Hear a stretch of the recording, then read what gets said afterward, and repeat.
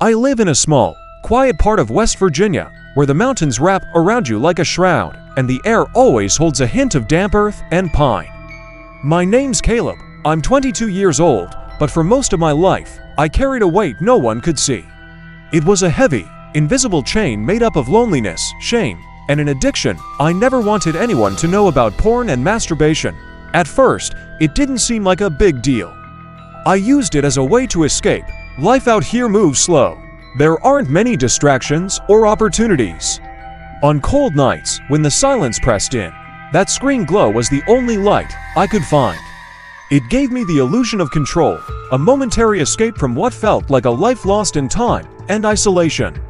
But the escape became a trap. Time slipped away in long stretches filled with nothing but that hollow ritual. Day after day, I found myself craving it more, not just the physical release, but the numbness it brought. School, friends, family, they started to mean less, or maybe I just stopped caring. I stopped noticing the way the sun hit the trees, or how the old pine smell changed with the seasons. My skin looked paler, my eyes became dull, and there was a heaviness in my chest that never quite lifted. One evening, I realized I wasn't living, I was surviving. The cycle was suffocating me. I turned off my laptop with trembling hands and promised myself I wouldn't go back. I wanted freedom from it, but breaking a habit like that isn't simple. The craving didn't just vanish, it sat in the back of my mind, growing louder every day. Living alone in an old cabin on the outskirts of a dense forest, the silence around me became almost unbearable. Without distractions, my thoughts spiraled. I could feel the weight of every hour I wasted. I began to understand what I had done to myself, not just physically, but mentally and emotionally. I was trapped in a loop of shame and guilt that gnawed at me like a relentless ache. The loneliness became more real than ever. Some nights, I would lie awake staring at the cracked ceiling, feeling more empty than the dark room itself. I couldn't stop replaying every moment I'd lost to this addiction. The potential I'd thrown away stared back at me tauntingly.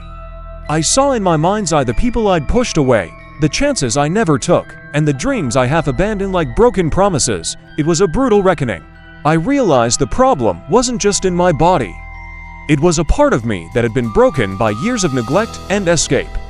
The addiction was a symptom of something deeper, a void I'd been trying to fill in the worst way possible. Step by step, I started to fight back. I forced myself to reach out to neighbors, to anyone who would listen. I admitted to friends what I'd been struggling with, even though it felt like admitting defeat. I took small steps each day, physically going outside for a walk, turning off my devices earlier, sitting with discomfort instead of running from it. I began to find new routines that helped me reconnect with myself and the world around me. Sometimes it was overwhelming, and progress felt like it was slipping away. But slowly, those long, numb hours began to break apart. The fog started to lift, just enough to glimpse a different way of living. I could feel my skin warming, my eyes starting to clear, and my heart, though cautious, opening to the possibility that change was possible.